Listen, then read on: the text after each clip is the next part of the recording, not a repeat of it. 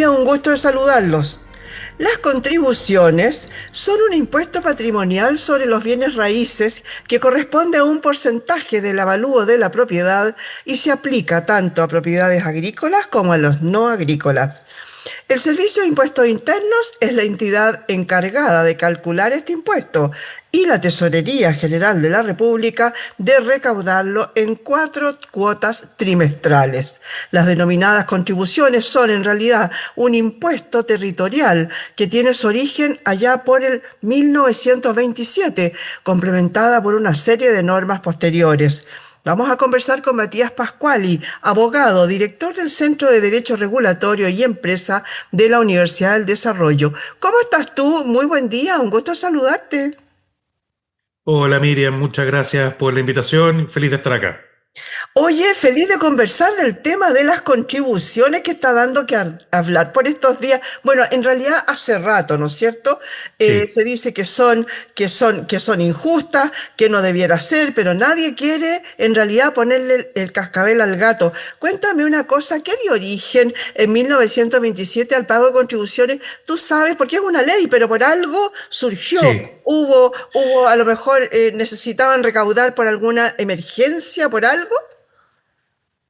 sí. Mira, como muchos impuestos en Chile, nacen como impuestos provisorios para un problema específico y cuando se dan cuenta que son fácilmente recaudables y que son útiles, los dejan. Esto surgió después de un terremoto que hubo en Chile y se empezó a cobrar esto justamente para poder reconstruir cierta infraestructura que se había destruido. Entonces, y lo mismo pasó el año 85 con el impuesto a los combustibles. Eh, con el terremoto del 85 se estableció este impuesto a los combustibles, se dijo va a durar un tiempo. Bueno, no duró un tiempo. Y lo mismo pasó en el 2010 con el aumento del IVA. El IVA se aumentó en 2010 transitoriamente del 18 al 19%, y cuando se dieron cuenta que era súper útil tener un IVA un 19%, también lo mantuvieron. Entonces, cuando les digan que el impuesto es transitorio, si es un impuesto que recauda harto, no lo es. No hay que No lo creer es. en realidad. Oye, Exactamente. oye, y cuéntame por qué, claro, son impuestos que recaudan muchas lucas, ¿no? Mucha plata, y que van en beneficio, se supone que de Sí, la las población. municipalidades. Claro, ahora, Y las municipalidades específicamente las directamente. contribuciones, ¿a dónde van esas lucas, esas platas? Claro. A diferencia, este es un impuesto súper especial. Tiene muchos elementos que hacen, y si quieren lo conversamos más adelante, que hacen que sea muy distinto a todo el resto de los impuestos. Pero uno de los elementos importantes es que si bien el que recauda los impuestos, el impuesto territorial es el Servicio de Impuestos Internos, estos fondos recaudados se destinan directamente a las municipalidades. Una parte a la municipalidad desde donde viene el impuesto recaudado y otra parte muy grande al Fondo Común Municipal, que es aquel fondo que administra la Subsecretaría de Desarrollo Regional que financia a las municipalidades que tienen menores recursos. Entonces hay un problema político más que técnico con las contribuciones. A ver, amplíame un poquito más eso, porque Claro, siempre se ha sabido, lo que dices tú, que hay algunas municipalidades ricas, ¿no? Eh, que, exacto. que reciben mucho dinero por el tema de las contribuciones. Tengo entendido, tú me puedes sacar del error si es que Sí, es, que lo que más recauda en realidad no es tanto la vivienda, sino que el comercio. ¿Es verdad? sí. Sí, es verdad. Es verdad y por distintos motivos. En la vivienda hay muchos beneficios. Hay eh, yo diría una gran mayoría de los bienes raíces destinados a la vivienda no paga contribuciones. Pero cuando son establecimientos comerciales o industriales más que nada, en general no tienen estos beneficios. Y lo que les digo que es un problema político es porque solo el 40% de lo recaudado por impuesto territorial va a la municipalidad donde se recauda. Eh, y el 60% del impuesto territorial financia este fondo común municipal. Entonces, el impuesto territorial, si bien hay que analizarlo desde el punto de vista técnico como impuesto, que tiene hartos problemas, pero políticamente es un impuesto muy útil. Es muy fácil de recaudar, eh, tiene una destinación específica. Entonces, cualquier modificación que se haga a este impuesto va a radicar directamente en las municipalidades. Por lo tanto, es muy difícil que políticamente se tome una decisión de eliminar un impuesto como este. A pesar de que puede tener problemas técnicos, es muy difícil que se pueda tomar una decisión si es que no hay un reemplazo desde donde viene de la recaudación del impuesto territorial que vaya directamente a las municipalidades.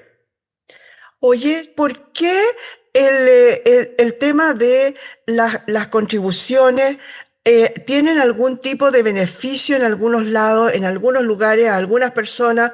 ¿Qué pasa? Que si uno se debe algunas contribuciones, rápidamente te rematan la casa. A eso se me viene en este momento a la cabeza. ¿Qué pasa con eso? ¿Por qué este impuesto es tan Sí. eh, dramático? Es tan dramático porque, a ver, tiene un tema técnico eso, que los impuestos en Chile en general los declara el propio contribuyente. Es uno como contribuyente quien calcula y declara el impuesto que va a pagar. Eh, el impuesto territorial es distinto, porque el impuesto territorial se cobra sin tener una participación del contribuyente, sino que la base imponible, que es el monto sobre el cual se calcula el impuesto, se establece en virtud de un avalúo que hace el mismo fisco a través del Servicio de Impuestos Internos. Y una vez hecho este avalúo, que hay ciertos parámetros, pero que no participa el contribuyente en este avalúo, sino que lo hace el Servicio de Impuestos Internos por sí y para sí, en base a eso, el Servicio de Impuestos Internos se salta todas las fases previas de discusión que tienen los impuestos. Cuando uno declara y el servicio no está de acuerdo, uno entra en una especie de discusión con el Servicio de Impuestos Internos respecto a los impuestos a pagar. Y todo eso, una vez que se ha dilucidado incluso por tribunales, termina con un giro.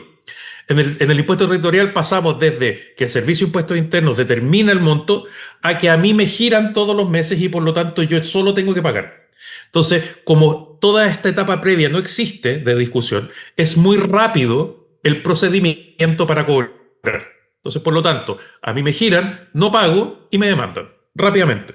Entonces, ese es el gran problema con él. Y lo otro que es muy fácil, porque en general cuando una persona en Chile tiene deudas, el acreedor, que en este caso sería el fisco, tiene que perseguirlo, buscarle bienes, buscar... Como este impuesto tiene como base la tenencia de un bien raíz, el fisco sabe que existe un bien raíz sobre el cual se puede ejecutar esta deuda. Entonces, rápidamente, Tesorería puede embargar el bien raíz que es objeto del impuesto y sacarlo a remate y rápidamente cobrar el impuesto. Oye, ahí entonces se produce un tema como bien de injusticia, ¿no? Porque, a ver, a ti te están cobrando sobre el capital y todo el tiempo sobre el capital y ese capital Sí. se ha ido incrementando, ¿no? Porque ha ido Mm. subiendo el avalúo fiscal, porque las viviendas están más caras, porque etcétera. Pero resulta que todo el tiempo te están cobrando sobre el mismo capital, no sobre lo que creció la contribución. ¿Es verdad eso o es mentira mía? Eso es así y eso es uno de los grandes problemas. Eh, este es un impuesto de aquellos que se denominan impuesto al capital. A diferencia de la mayoría de los impuestos que pagamos, que es un impuesto, que son impuestos a la renta e impuesto al consumo. En el fondo y en palabras simples, este impuesto te lo cobran solo por tener un bien, aunque ese bien no genera utilidades, no genera renta, y eso tiene problemas técnicos muy grandes. Te nombro un par de problemas técnicos. Primero, que este es un impuesto que en vez de gravar una renta, es decir, un ingreso de dinero, viene a gravar una plusvalía, que es una valoración de un bien, pero que no necesariamente yo obtengo. Quizás yo tengo una casa que la compré, no sé, a 1 millón de pesos, y a los 5 años me instalan una estación de metro y el valor comercial de esa casa puede subir mucho porque tiene un metro en la puerta, a 10 millones de pesos, por ejemplo. Bueno, esos 10 millones de pesos yo no los tengo, es una valoración, es una evaluación. Eh, por lo tanto, es bastante injusto que a mí me cobren impuestos sobre una proyección de un valor que yo tuve. Lo lógico sería que a mí me cobraran impuesto por el valor que yo pagué por la casa. Y ese es el gran drama que tienen, por ejemplo, las personas de la tercera edad.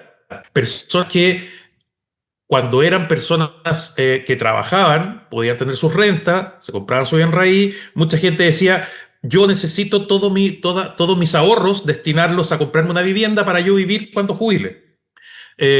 Y puede pasar que por factores externos a ellos, el barrio donde ellos viven suben mucho sus valoraciones, ¿ya? una persona que compra en un barrio que vale un precio y que por distintos motivos ese barrio se pone de moda, empieza a llegar más gente, empieza a llegar más comercio, el valor de ese bien raíz va a subir, pero los ingresos de esa persona no van a subir. Entonces, básicamente, uno de los grandes problemas que tiene este impuesto es que producen una disociación entre los dineros que tiene la gente y lo que puede pagar. ¿A qué me refiero con eso? Que muchas veces el patrimonio de una persona solo está en un bien raíz, no tienen mucho patrimonio líquido en dinero. Entonces, el drama de estas personas es que para pagar este impuesto, muchas veces tienen que vender sus propiedades y cambiarse de barrio, y irse a barrios que tienen menores valores. ¿Por qué? Porque es un problema básicamente de liquidez. Yo no puede que no tenga dinero para pagar ese impuesto, puede que sea un jubilado que vivo al 3 y al 4 con mi pensión, pero trabajé toda mi vida para comprarme este bien raíz. Básicamente lo que me dice este tipo de impuestos es que usted no es lo suficientemente rico para vivir en ese barrio. Y por lo tanto, yo lo que quiero es que venda su casa y vaya a un barrio más barato. Y eso es un gran problema con nuestros jubilados, sobre todo. Claro que sí, de hecho se ha visto en muchas municipalidades como Vitacura, Las Condes, incluso La Reina, donde antes tener una parcela, por ejemplo en La Reina Alta, Hace 30, 40 años era normal. absolutamente, y de muy fácil Exactamente. acceso, ¿no? Y ahora resulta que se han supervalorizado y esa gente ya no tiene cómo pagar el impuesto. Ahora, ¿tú ves con buenos ojos las posibilidades de cambio de esa ley en el sentido de que, por ejemplo, hay algunas promesas de candidatos donde dicen que la primera vivienda, por ejemplo, debería ser declarada sin impuesto? Mm, El tema de, que tengo entendido que ya está hoy día, el tema de que los adultos mayores que llegan hasta cierta cantidad de ingresos deberían sí, pagar menos, etcétera. ¿Tú ves eso como viable? yo lo veo bastante difícil, justamente por el factor político que te comentaba en un primer momento. Aquí es difícil tocar el impuesto territorial sin tocar a las municipalidades, en el fondo. Es muy difícil que se deje de cobrar este impuesto, sobre todo si es que no reemplazamos de alguna forma ese cobro de impuestos. Bueno, podemos tomar la decisión que el Fondo Común Municipal va a ir a impuestos generales, pero yo no sé si políticamente va a ser viable. Es el mismo problema que tenemos con el IVA. Si nosotros pensamos el IVA es un impuesto que técnicamente tiene muchos problemas. Se lo explico con un ejemplo. Para una persona que tiene muchos recursos, comprar un Super 8 y pagar el IVA le representa un porcentaje muy pequeño de sus ingresos o de su patrimonio. Para una persona que tiene bajos ingresos, que compra un Super 8, pagar el mismo impuesto que una persona que tiene muchos ingresos es muy complicado. De hecho, por eso se dice que el IVA es un impuesto regresivo. ¿Por qué? Porque afecta mucho más a los que tienen menos ingresos que a los que tienen más, siendo que los impuestos debieran tener un carácter progresivo, que afecte muchos más a los que tienen más que a los que tienen menos. Pero el gran problema es que el IVA es un impuesto fácil de recaudar, fácil de administrar, y por lo tanto yo no escuchaba a ningún político que haya señalado que existe la posibilidad de eliminar el IVA o de modificar el IVA. Yo creo que pasa un poco lo mismo con el impuesto territorial. Políticamente es muy difícil. Perfecto. Oye, pasando a otro, dentro de lo mismo, pero vámonos, por ejemplo, a aquellas personas que construyen sin permiso para poder Sí. ahorrarse de repente el pago de contribuciones. ¿Eso sucede en qué partes? Porque yo no sé si existe, por ejemplo, algunos territorios, algunos lugares que son exentos. ¿Existe eso? No, no, no. Las exenciones son por valor, por el valor de la propiedad.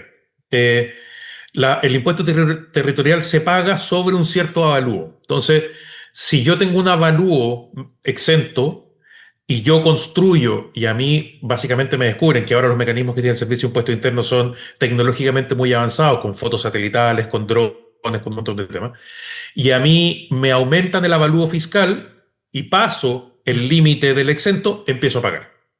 Los únicos casos de exenciones que tienen que ver con personas, y es relativo, esto es el tema de la exención del adulto mayor, que es una exención muy pequeña, y las otras exenciones muy importantes también son las exenciones del DFL número 2, que es este beneficio tributario de ciertas viviendas con ciertos metrajes.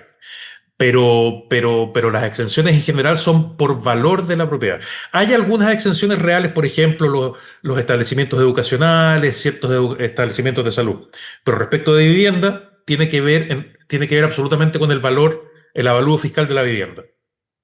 Ya.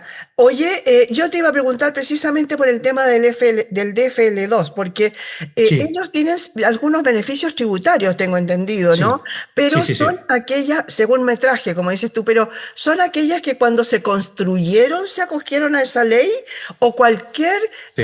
edificación que tenga hasta 120 metros, tengo entendido, 120 metros Sí. cuadrados, puede funcionar como DFL2.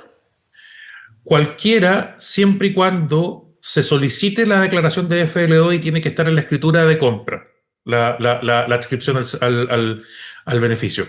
Lo que sí hay un tema, porque dependiendo del metraje, los límites son 70 metros, 100 metros, 120 metros, el beneficio dura un tiempo limitado. Eh, no es permanente, no es para siempre. Sobre todo las propiedades que tienen 120 metros construidos, el beneficio es por un tiempo. Y además... El DFL2 un poco lo redujeron con la última modificación de impuestos del año pasado, eh, porque agregaron un elemento personal. Antiguamente no existía un límite de cuántas propiedades de DFL2 podía tener una persona, hoy se limitó solo a dos. Entonces, por lo tanto, una persona que tiene tres, cuatro propiedades que estaban en DFL2 van a perder el beneficio en dos de sus propiedades y solo se pueden mantener en dos propiedades el beneficio del DFL2. Perfecto. En buenas cuentas, aquellas personas que ahorraron, por ejemplo, en segundas viviendas para arrendarla o Exacto. para lo que sea, claro, se les va a ir el beneficio. Van a perder el beneficio. Ya, oye, y también se me viene a la memoria un poquito una ley que es, no sé si similar o no a la de FL2, una cuestión que se llamaba Ley Pereira. ¿Eso Sí. también pasaba con más o menos el tema de los Sí, beneficios tributarios? sí, la ley Pereira es del año, es más incluso que beneficios tributarios, porque lo que pretendía era generar nuevos barrios, ampliar, generar un tema de ampliación territorial de ciertos lugares. La ley Pereira existió hasta el año 59, tengo entendido. Eh, claro, la ley Pereira ya no existe. La ley Pereira lo que hacía, establecía ciertos beneficios tributarios, pero son propiedades que están todavía en el mercado, pero ya nuevas propiedades no pueden acceder a estos beneficios. Oye, y respecto de nuestro pago de contribuciones o pago al Sí, territorio, digamos, en los otros países también sucede, en todas partes del mundo se paga. no, no en todas partes, y donde se paga en todas partes es muy distinto. Eh, por ejemplo, conozco cercano el caso del Reino Unido, que en el Reino Unido se paga un impuesto que se le paga a la municipalidad, pero lo paga la persona que vive en la propiedad por la cantidad de personas que viven en la ciudad. No tiene que ver con el bien raíz, El sino que es un territorio. impuesto fijo. Yo, si en mi casa viven cinco personas, se paga una cantidad fija por cada persona que vive en mi casa. Eh, hay otros países en que el impuesto territorial se fija por el valor de adquisición del bien raíz. Y por lo tanto no se produce este problema de el gravamen a la plusvalía. En el fondo yo compro un bien raíz y yo voy a pagar siempre mi impuesto territorial por el valor del bien raíz que yo compré. Eh, hay distintas formas, hay distintas formas. Pero el sistema chileno yo creo que es de los más complicados. Oye, y respecto de eso, muy poca gente sabe en realidad este tema. Todos alegamos nomás porque llegan las contribuciones y uno dice, "Chata, ay, me subieron o qué sé yo, esta cosa de que van a subir muchísimo, que ya subieron en realidad, pero que Sí, además van a seguir subiendo. Cuéntame, ¿cómo se calcula? Porque tú ya, dices por una cierta cantidad de metros, pero también me imagino que por construcción, el tipo de exactamente. construcción, que puedo tener, no sé, una casa de 250 pero hecha de madera, no sé. Cuéntame un Sí. poquito. A ver, ahí hay un gran problema y es un problema de transparencia. El Servicio de Impuestos Internos ha dicho últimamente que va a transparentar la forma como ellos determinan o calculan el avalúo fiscal.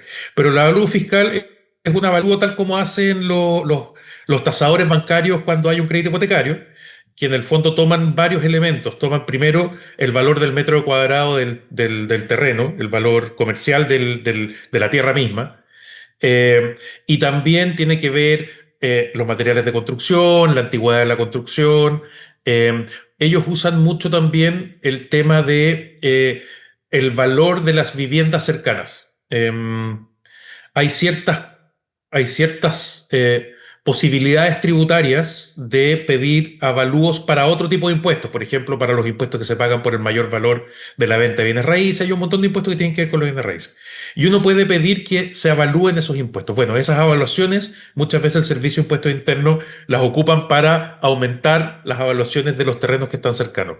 Pero ahí tenemos un tema de oscuridad, de oscuridad. No sabemos mucho. El director del servicio ha dicho que van a transparentar, pero todavía no lo hacen. Todavía no lo hacen.